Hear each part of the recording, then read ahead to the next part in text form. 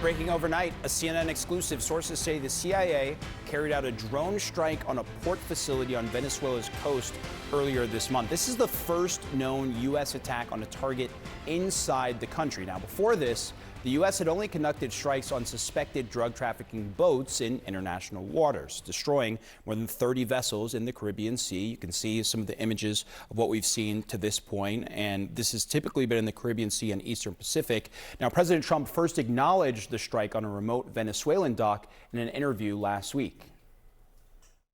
And we just knocked out, I don't know if you read or you saw, they have a big plant or a big facility where they send where the ships come from. 2 nights ago, we knocked that out. So we hit them very hard. I want to bring in CNN's Kevin Liptak, who's in Palm Beach, Florida, for us. So, Kevin, what can you tell us about this new escalation, really, at this point? Yeah, and it is a major escalation. You know, President Trump has been threatening for weeks now to begin action on land in Venezuela. Now that we're learning that that has actually begun, it does seem to signal a much more aggressive phase in this pressure campaign on the leader there, Nicolas Maduro. Now, what sources tell us is that this CIA drone strike took out a facility on a dock on the coast of Venezuela where the U.S. government believes the gang Tren Aragua was loading up ships with drugs for onward shipping. Now, there was no one in the facility at the time, so there were no casualties. But I think the way all of this came to light is also extraordinary. You know, CIA operations are normally shrouded in secrecy, and unless President Trump had sort of let it slip in that radio interview, which I would note was with a billionaire Republican donor, it's possible that we may never have known that this had happened. And the president over at Mar-a-Lago yesterday was not particularly forthcoming about what all of this looked like. He said it was a major explosion in a dock area. He said they load the boats up with drugs, we hit all the boats, and that this was the implementation area. I was over there and I asked the president point blank whether this was a military strike or whether this was some sort of CIA action, and the president said, "I don't want to say that. I know exactly who it was." So you hear him there sort of not revealing any more details than he let slip in that radio interview. You know, the president did authorize the CIA to take action inside Venezuela earlier this year, but this is really the first we're hearing of what exactly they've been up to in that country. You know, the focus really publicly from the administration has been those strikes on the alleged drug boats. And yesterday, the Pentagon announced that they had struck the 31st boat. This was in international waters in the eastern Pacific Ocean. They say that it was transiting a known narco trafficking route and that 2 alleged narco traffickers were killed. But as with previous strikes, they didn't provide any evidence to back up those claims. That, of course, has drawn all kinds of scrutiny from Congress, who say that this could amount to extrajudicial killing. And so now that we know that these actions have begun on the ground in Venezuela, it certainly does signal that we're entering a new phase of this pressure campaign, Omar. Yeah, a phase that in some ways had been projected, and to your point, we just were waiting to see what that would actually look like if it happened, and here we have the reporting. Kevin Liptak, thank you so much. President Trump appeared to first acknowledge the operation late last week during a radio interview. And we just knocked out, I don't know if you read or you saw, they have a big plant or a big facility where they send where the ships come from. 2 nights ago, we knocked that out. So we hit them very hard. All right, now joining the group chat, Kim Dozier, CNN Global Affairs Analyst. Kim, thank you for being with us and joining us. I want to get your expertise and your thoughts on this first, both on what he said in that interview Friday, but also what he said on Monday when asked about the attack. So let's listen to what he said there on Monday. There was a major explosion in the dock area where they load the boats up with drugs. They load the boats up with drugs, so we hit all the boats, and now we hit the area. It's the implementation area. That's where they implement, and that is no longer around. Okay, so he's talked about this twice now. Yeah. This is supposed to be a CIA attack, right? CIA is usually covert, right? What's going on here? So it makes me wonder if this was planned or he forgot when he was briefed that this was a covert operation.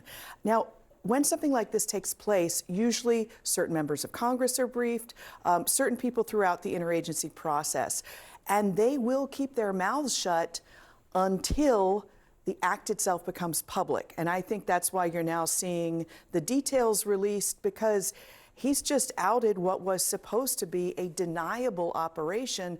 He's also let the enemy know there could be more of this coming. So now you've got Venezuelan operators on the ground thinking about counter-drone operations. Apparently there was no one, according to CNN's reporting, when the strike happened at this facility. You can bet now they're going to have guards at all of these facilities because they're now vulnerable. Well, and that kind of gets to what I was going to ask next, which is I don't want to lose sight of, what are the consequences? Yeah. What are the reasonings for keeping these operations covert? What are the consequences when they become public? Well, when you have a drone, it's obviously that's not going to put troops in harm's way.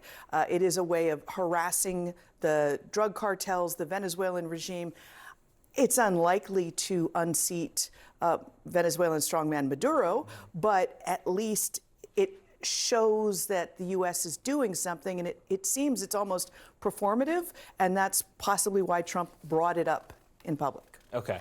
So I do want to hit on kind of the motives here of Venezuela attacks in general, because the president has also not shied away from the idea of regime change in Venezuela, right? So, Maria, what do you see this being here? Is this regime change? What is the motive in your eyes? I think that is the big question. What is the motive? And I think this goes to something that Kim said, which is this. Is it planned? Is this just something that Donald Trump blurted out because he forgot it was a covert operation? He first said, as we mentioned at the beginning of this program, that it was all about narcotics. Then they seize an oil tanker, and he talks about how he wants American companies to seize the oil. Then he talks Susie about Wiles also talking about that in an interview, right? Exactly. Now it's about regime change. So what is it?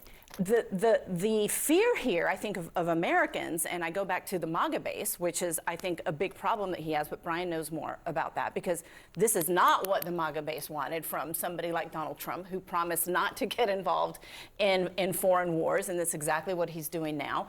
But what is the strategy? Has he briefed Congress? Is there an out? Is there a plan? There is no plan. And when the American people are hurting about how they are going to make ends meet, this is how they see their taxpayer money being spent. It's not a great political move for the president. Listen, I would add, Kim, you got it right. You said the enemy. Clearly, Venezuela is an enemy of the United States. They've made that position abundantly clear. We've now seen reports, in major media outlets that Hezbollah is making inroads in Iran, is making inroads in Venezuela. We know Venezuela plays a critical role to Cuba, and it's always been the U.S. policy of regime change in Cuba. But we have a lot of enemies, and we're not. Yeah, but not in our hemisphere like that. These guys are in our hemisphere. And what we've always done in the history of the United States is when somebody comes in our hemisphere and threatens our hemisphere, we flex our muscle. And we should never apologize for flexing our muscle in our hemisphere.